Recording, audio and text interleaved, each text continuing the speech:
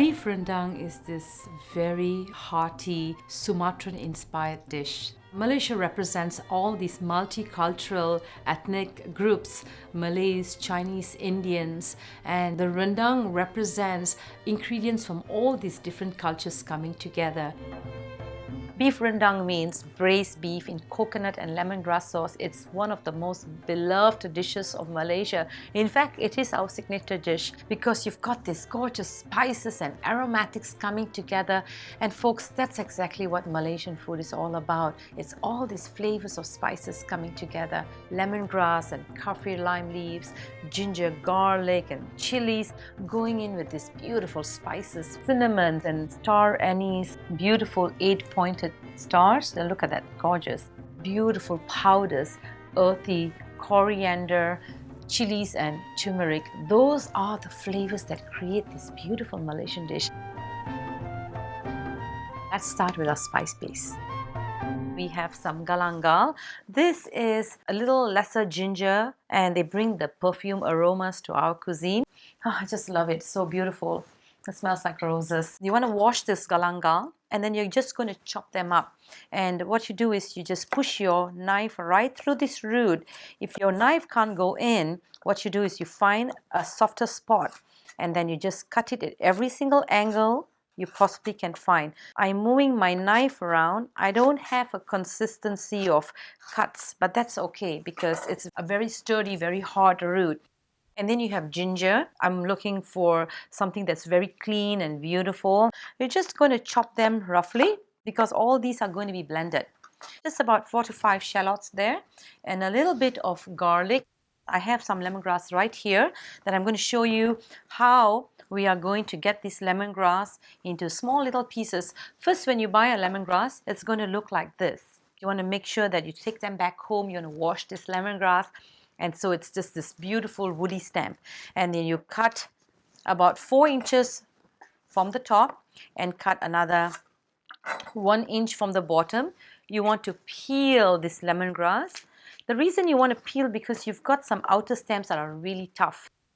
Take your knife and just slice the lemongrass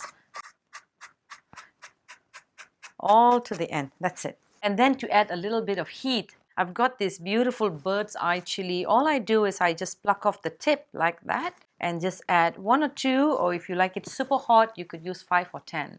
Now that I have all my aromatics ready, I'm just going to add them into the blender and bring them into a beautiful paste. Look at this beautiful salmon colored spice base. This is the foundation for making rendang. We have to have a very good, strong, sturdy pan. So I like to use the Dutch oven. You want to make sure that the pan is thick. To begin the rendang, I like to add 2 sticks of cinnamon. The cinnamon is going to bring a lot of complexity and depth. And then we're going to add a little bit of cloves into the oil as well. So you can just smell that aroma. Browning these spices with the beef, that's going to create a lot of sealing, that flavors, locking them right in there. Add all the spices and then mix them all up together. The cinnamon and the star anise have just released their flavors and they're coming together with the aromatics that we blended. I'm going to put in a little bit of our coconut milk and that will be the base of liquid inside this braised dish, and a pinch of sugar and then the kaffir lime leaf. Once the coconut milk has gone in, we are going to add a little bit of turmeric powder that is going to bring beautiful coloring. We're going to add some earthy cumin powders and that's going to bring the ginger, lime and honey-like flavors to this dish. And a little bit of chile, just a little bit to give you all that color. Now that we added all our spices, we want to give this a very nice stir so that the coconut milks and all the spices can cook together and go into each morsels of beef, and let this simmer for about 2.5 hours until all the water and the liquid have reduced to almost nothing. In the final step of my rendang, I'm adding some dried coconut which I have already toasted. This brings this coconut flavor to seal the dish. It takes 3 hours to make this beef rendang from scratch, but if you're looking for something quick and convenient, the beef rendang products from Malaysia are authentic and traditional. I love these Malaysian products because they are made with lemongrass, kaffir lime leaf, and best of all natural ingredients. These are just easy and convenient. You'll have this dish in 15 minutes. Literally, you have Malaysia in that little packet. I hope that you will enjoy these delicious Malaysian flavors in your home.